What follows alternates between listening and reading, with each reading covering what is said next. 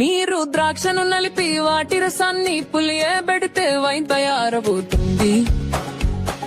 ద్రాక్షకు బదులుగా బార్లీ లేదా గోధుమలను ఉపయోగిస్తే బీర్ తయారవుతుంది.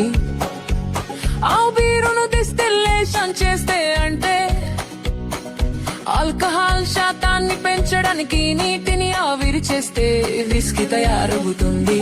దీనికి జునిపెర్ బెర్రీలను కలిపితే అది జిన్ అవుతుంది. బదులుగా బంగాళాదుంపలు లేదా మొక్కజొన్నలను ఉపయోగిస్తే అది వోడ్కా అవుతుంది.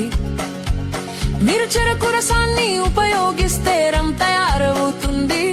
చెరకుకు బదులుగా మెక్సికన్ మొక్కైన బ్లూ అగావేను ఉపయోగిస్తే టకీలా తయారవుతుంది.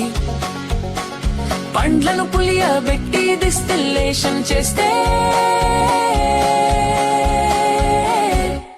బ్రాందీ తయారవుతుంది.